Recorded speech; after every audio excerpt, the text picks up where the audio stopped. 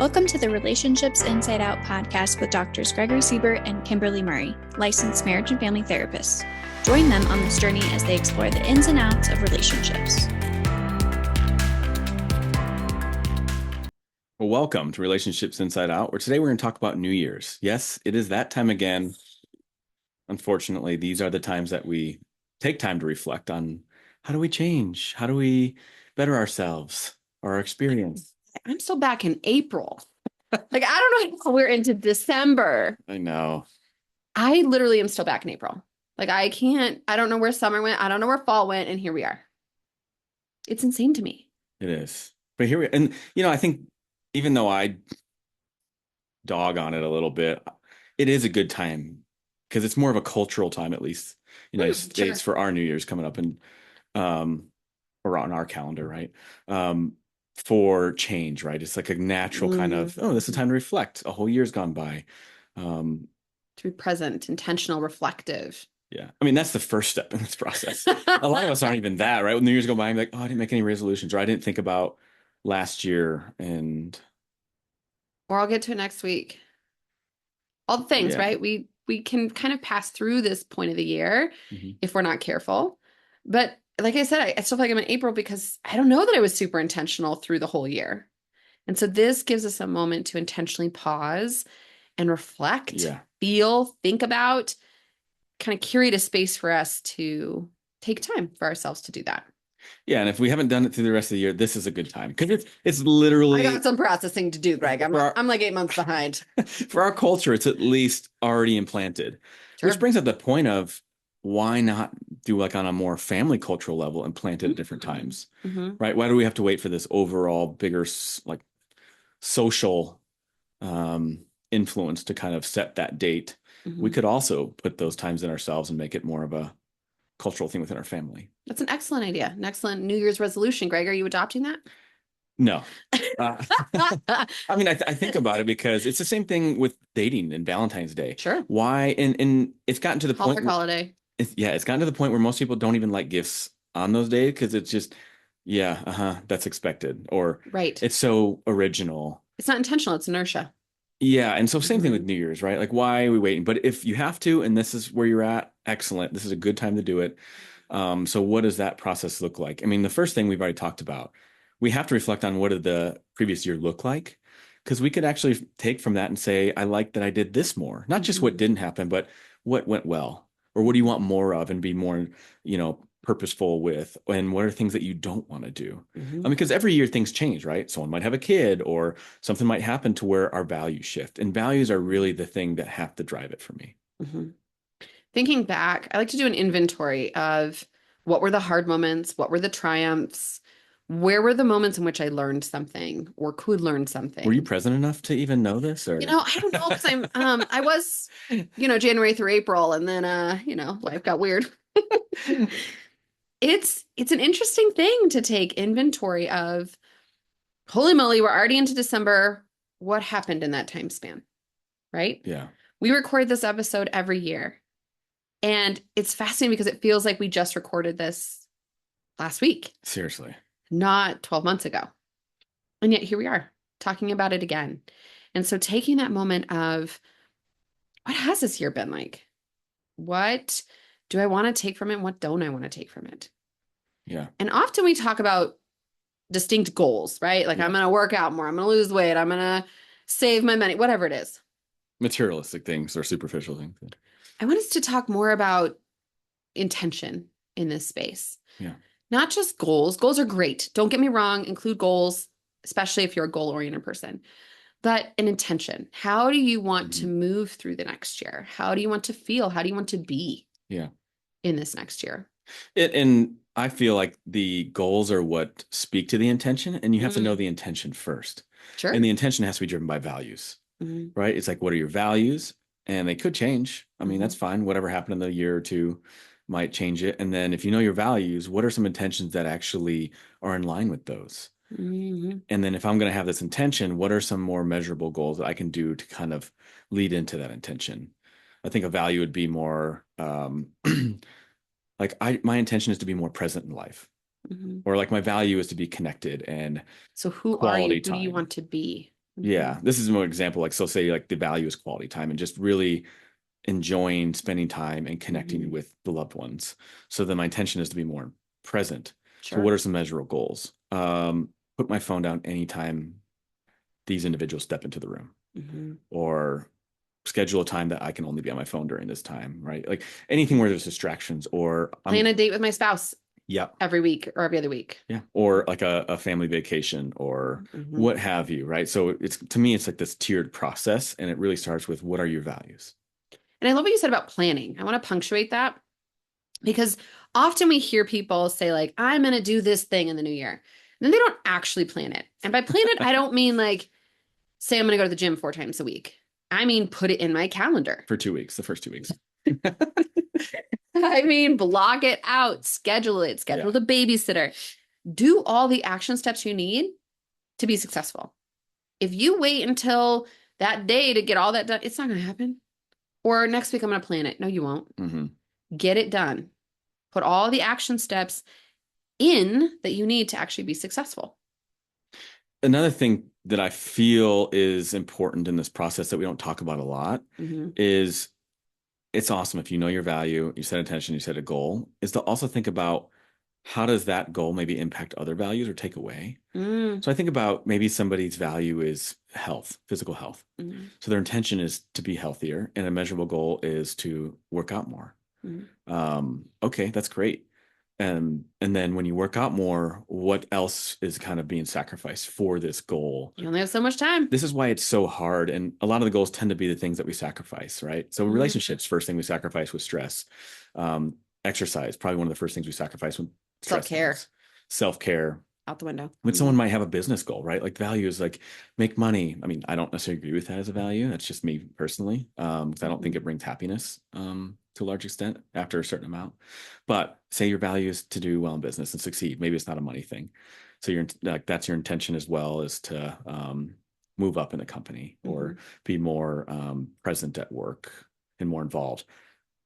So how does that maybe sacrifice other things like family or other values? So just being very conscientious of the balance, because if this is why the rigid goals, people are starting to move away from them, is because they do take away from a lot of other things, and you can't really have a purposeful kind of balanced, more reasonable and attainable kind of existence, if you will. And the balance is key. What does balance look like for you? Balance for my best friend, balance for Suzuki down the street is going to look different than what I consider to be balance. So even assessing that dimension. Yeah. What would it look like to feel balanced, to feel intentional, to live authentically in my values?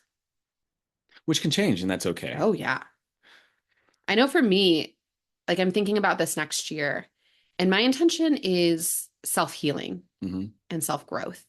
The last several months of my world have been really difficult. Yeah. For personal reasons, some professional. And so for me, I'm recalibrating back to a place of, where am I in all of this? Right? Not just my spouse, my kids, my family, my friends, but me. And that's important to me. Other people might look at that intention as selfish or irrelevant.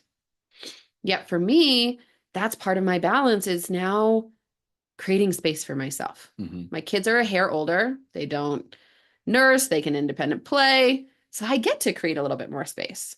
Yeah. The idea of doing that in some cultures, some families, some dynamics, probably not realistic, at least for right now. Yeah. But for my intention, that's where I'm going, is how can I take care of self? So my value, let's talk through it. So my value is that I want to be healthy in all sense of that word. So mentally, physically, emotionally, spiritually. My intention is to live that out daily, or mostly daily, as things go wrong.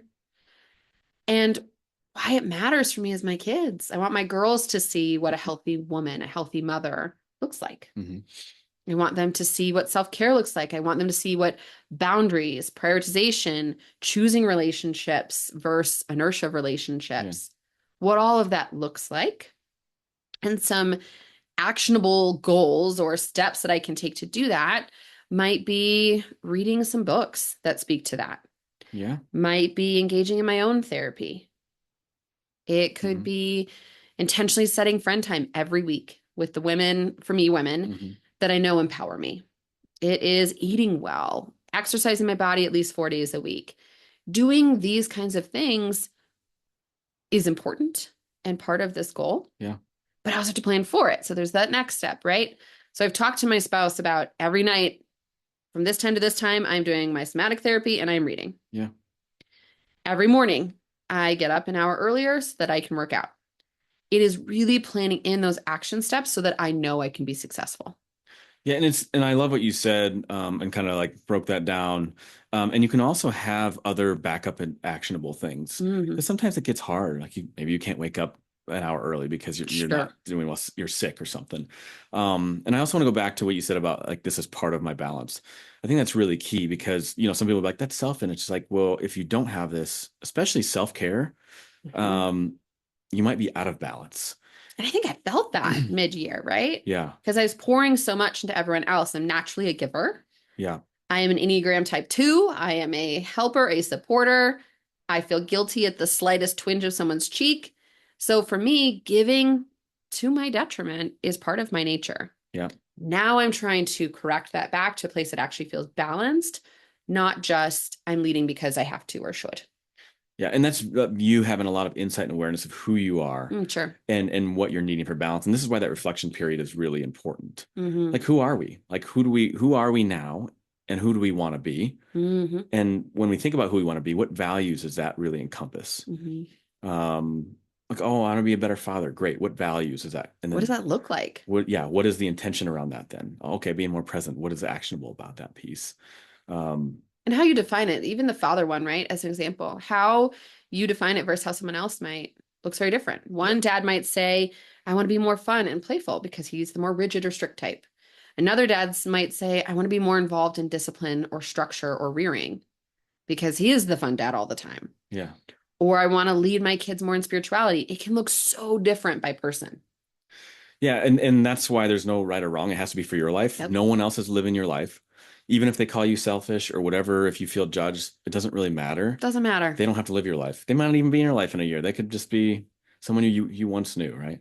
I feel that to my core. And it's so true. Yeah. Right? I've talked to my clients a lot about, like this year I turned 35 and something about 35 hit different for me. And there was a moment where it's just like, wow, I'm out of fucks to give for people who judge me, don't respect me, don't understand me. You can maybe hit that point or get close to that point, and it's liberating because then it doesn't matter what people think of your goal, think of you, think of your intentions. You get to just live authentically. Yeah, and kind of aside along this vein is typically when I think someone judging somebody else, they're probably not happy with themselves. Fact. And that's because the inverse is, I find anecdotally true, is people who are very content with themselves or secure, they don't really have a lot of opinions about others. You hear things. Don't care. Yeah, and you hear them create more balanced perspective if someone has an opinion. You hear them wishing well on other people instead of being envious. Like there's a difference. So it's like, okay, well, if they're judging me, this has nothing to do with me. It's their stuff. Their stuff. And maybe that's New Year's value. My value is healthy relationships. What's your intention? Kick all the shitty people out. What is the actionable goal? Delete their numbers, delete them off social media. Social media clean up. And they don't have to be these grand goals. That's really important too, is this isn't like, oh, I need to think of this. This is going to change my life now. I mean, maybe it's baby steps. Maybe it's little things and it's little pieces here and there, because guess what? This goal may not make sense in a couple of years based on where you're at in life. Truth. So just be real with yourself, give yourself grace, for maybe not meeting that as well. I mean, that's a big piece. I think that has to be in every, intention and even actionable step is grace. And if you have the privilege of a support system, which I hope everyone does, but I'm aware not everyone does. Yeah. Leveraging your support system. So I talked about earlier in this episode, the women around me. I have my core group of peeps that are around me, especially in this season where life is really hard, right? And those women are checking in. Hey, how was your run today? Or how was therapy today? Or did you get outside today? Yeah. Right? They're holding me accountable. Or, hey, sis, like we got to get together. And if I'm like, no, I don't feel like it. Okay, I'm going to be at your house at 6. Right? Having those people that know you well enough and love you unconditionally in that way, to show up in your mess is great. Yeah. For whatever your intention or your goal is. If it is the dad one, for example, having fellow dads around you that can give you tips or can say like, bro, that wasn't very gentle. It's important. Oh, there's so much to say right there on that. Pandora's box. Yeah, I mean, so maybe we reflect on friendships. That's a great one. Yeah. Right? Like, oh, yeah, I don't want that anymore. Or, maybe, and I think about the parenting thing is like, I need to find parents who are like-minded. Yeah. I must say, and I don't know if it's because we're therapists, and especially trained in family systems, it's very hard to be around couples that don't share your value. Not that they're right or wrong, but there's definitely a dissonance. And and here's an example is my wife and I are very adamant, to the best of our ability, and um, to not let our kid drive our life and what we want to do, Sure. but to also incorporate him into what we want to do. And this looks like traveling or camping. And there's a lot of parents who don't do that. And they don't do that Who for just give up on it. first 5 years of life. And that's not us. And it's for her and I, we've only found a few parents like that. Right. And so that's a reflection of ours. Is like, no, we value that because it also incentivizes you, because it is very hard to keep that intention of traveling and in other cultures, that's a norm. In Western culture, that's really an anomaly. Like we're very much the kid is porcelain, change everything for the kid. But in other cultures, very much, kids are resilient and adaptable. Yeah. And you and I hold the same value. Same value. Yep.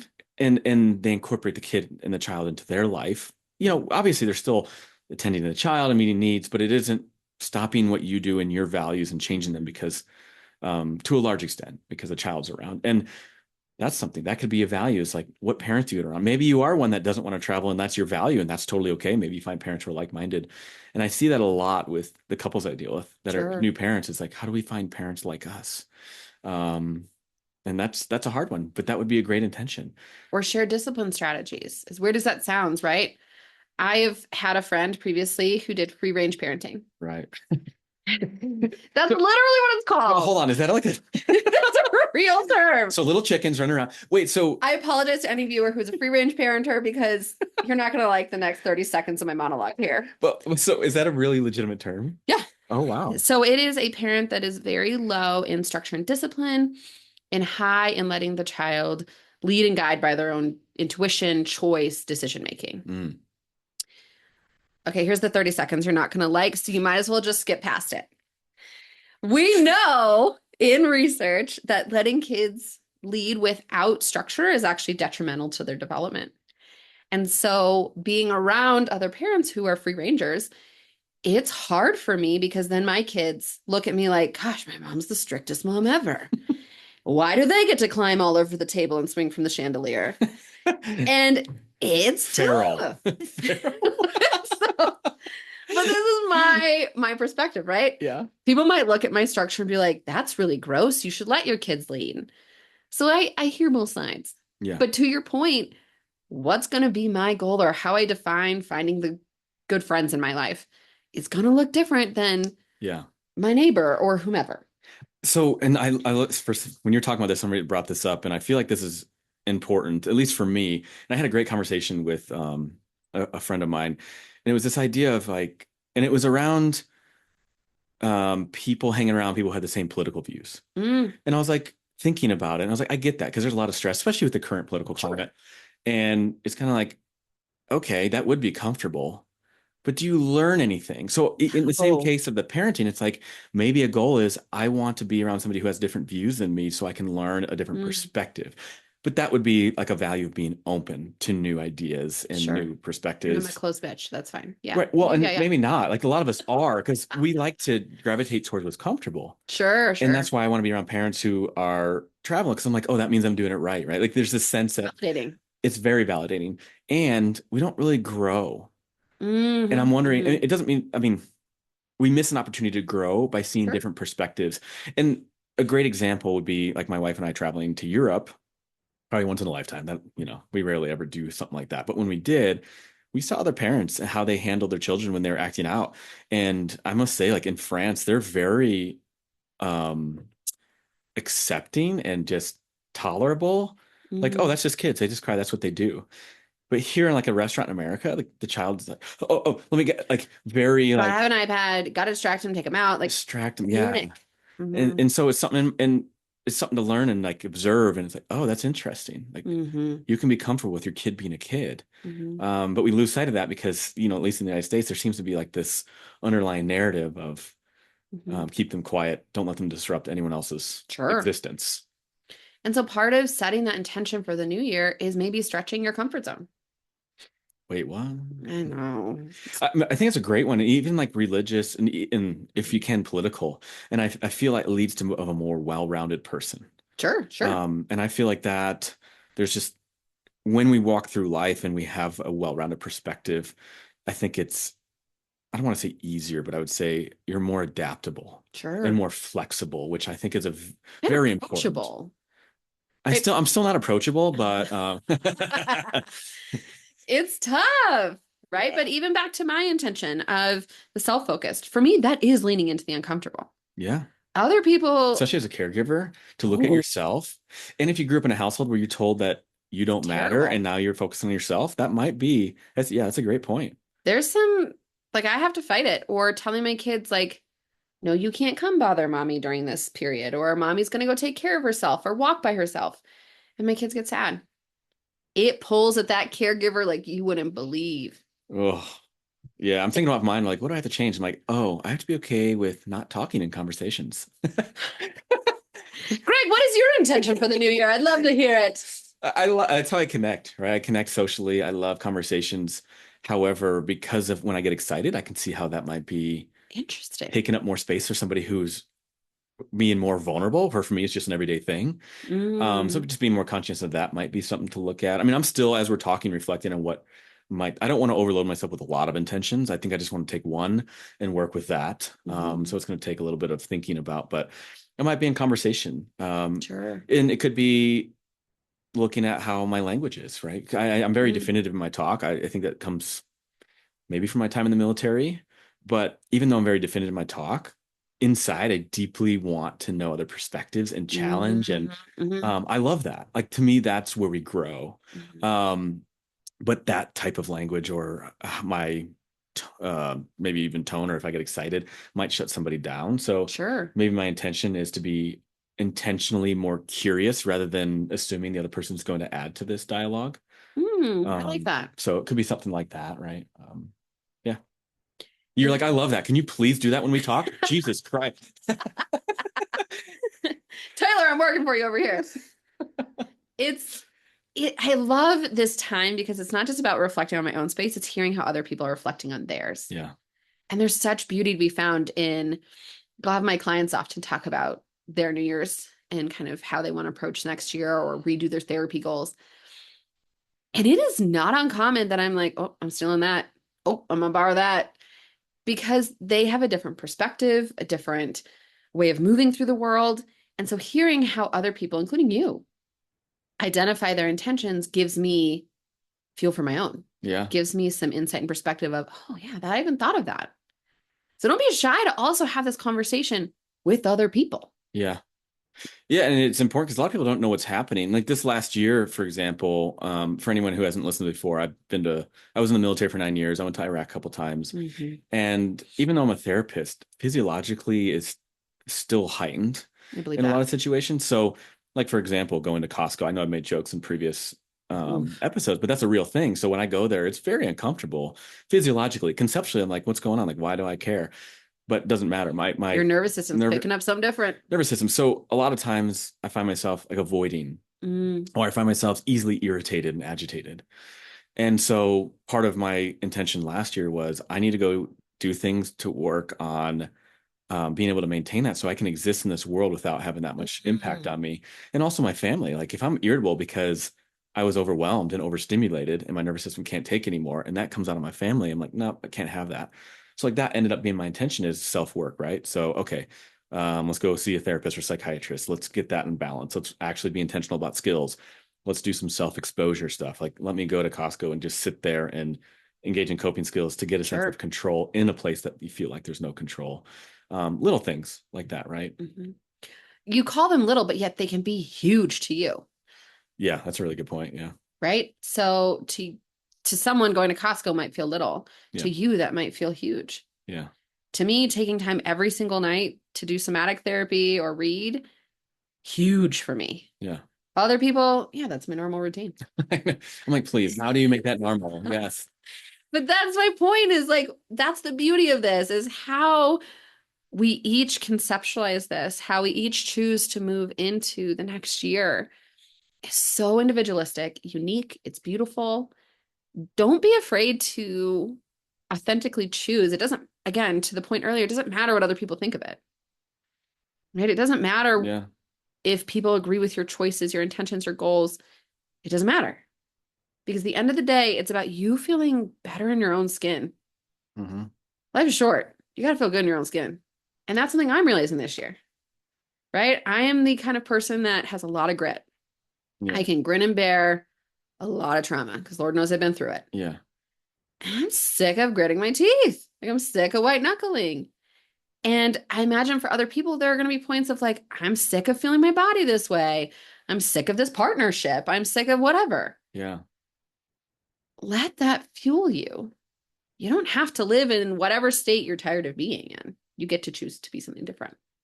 And the idea of New Year's, at least for our Mhm. culture, some cultures, this is a great time to do that. And we say we don't worry about what other people think about your goals. Me personally, I do judge. And I judge when people actually don't take time to actually reflect. Oh, I see what you did there. Yeah. I see what you did there. Because it's like, oh, what do you want to do? And then you hear something like, oh, I'm just Another day. I'm just gonna eat healthier. Great. What does that look like? Oh, I don't know. It's like, oh, I judge in the sense of not like, oh, you're a bad person. It's more of like, I judge of like, oh, we need to get down and kind of measure this. Like, let's like, The are apathy. they needing my support? These are friends, not clients. Yeah. More of like that support in that sense. Or as therapists, we don't say we're judging people, we're assessing. To all of our clients listening, I assess every time. I think people naturally have judgment. I don't think judgment's a bad thing. I think how you formulate that judgment is good or bad, right? How you react to it. Sure. Yeah, exactly. And that includes with ourselves, right? I can take some introspection as I'm going into the new year and have judgments about myself, about my behavior, my choices this past year, my apathy in certain areas, whatever it might be. Do I choose to react by then saying, gosh, I'm such a piece of shit, I'm worthless? Or do I choose to say like, okay, not my best self, that sucked. How am I going to do it different? Yeah, grace. That's the difference. Grace. Yeah, and judgment also, when I think about it, it always has a negative connotation, but for me personally, I feel like you can also judge a situation that somebody is doing and you're like, oh, I wouldn't want to do it that way. How can I do it better? Or, in the case that somebody gives me a goal and they haven't really thought about it, it's like, oh, wait, have I thought about it? Right. So some of it can be very healthy. All about your intention behind it, your reaction, how you work with it. That's my intention this year. Judge healthier. No, you're going to put that on your website, Greg. Come to my office where I will judge you in a healthy way. Yeah. I am stoked for the new year, for everyone who's listening, for those who aren't listening, because it can be that moment of reset.